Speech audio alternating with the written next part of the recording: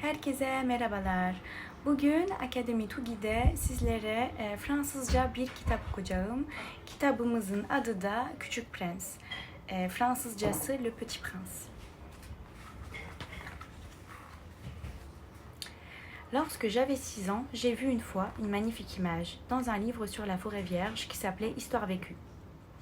Ça représentait un serpent bois qui avalait un fauve. Voilà la copie du dessin. On disait dans le livre, les serpents bois avalent leur proie tout entière sans mâcher.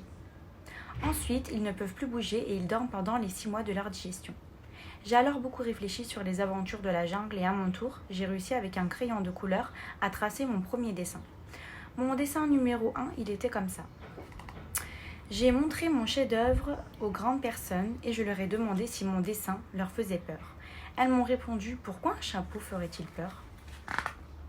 Mon dessin ne représentait pas un chapeau, il représentait un serpent bois qui digérait un éléphant.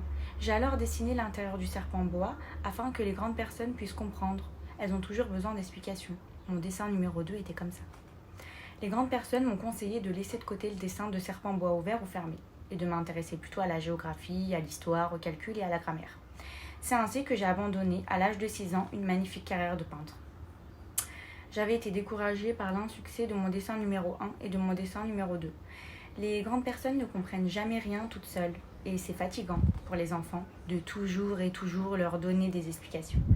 J'ai donc dû choisir un autre métier, j'ai appris à piloter des avions. J'ai volé un peu partout dans le monde et la géographie, c'est exact, m'a beaucoup servi. Je savais reconnaître du premier coup d'œil la Chine de l'Arizona. C'est très utile si l'on s'est égaré pendant la nuit. J'ai ainsi eu, au cours de ma vie, des tas de contacts avec des tas de gens sérieux. J'ai beaucoup vécu chez les grandes personnes, je les ai vues de très près. Ça n'a pas trop amélioré mon opinion. Quand j'en rencontrais une qui me paraissait un peu lucide, je faisais l'expérience sur elle de mon dessin numéro 1, que j'ai toujours conservé. Je voulais savoir si elle était vraiment compréhensive. Mais toujours elle me répondait « c'est un chapeau ». Alors, je ne lui parlais ni de serpent, ni de forêt vierge, ni d'étoiles. Je me mettais, à sa portée.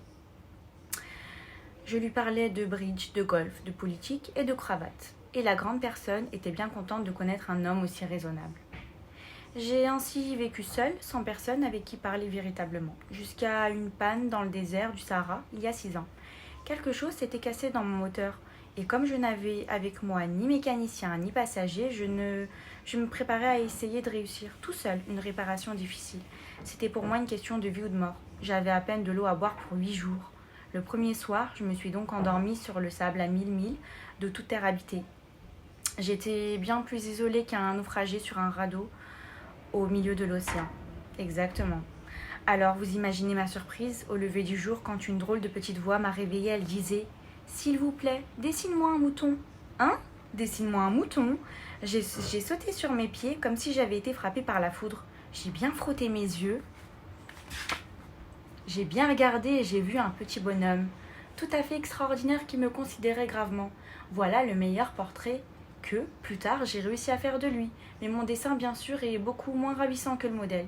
Ce n'est pas ma faute, j'avais été découragée par ma carrière de peintre, par les grandes personnes, à l'âge de 6 ans, et je n'avais rien appris à dessiner, sauf les bois fermés et les bois ouverts.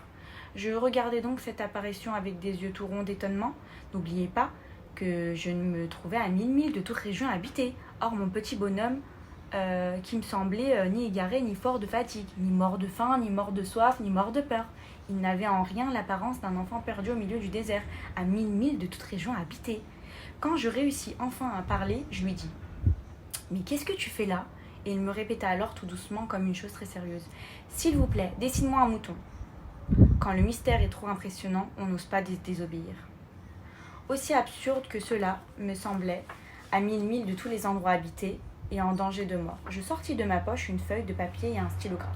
Mais je me rappelais alors que j'avais surtout étudié la géographie, l'histoire, le calcul et la grammaire, et je dis au petit bonhomme avec un peu de mauvaise humeur que je ne savais pas dessiner. Il me répondit « Ça ne fait rien, dessine-moi un mouton. » Comme je n'avais jamais dessiné un mouton, voilà le meilleur portrait que plus tard je réussis à faire de lui.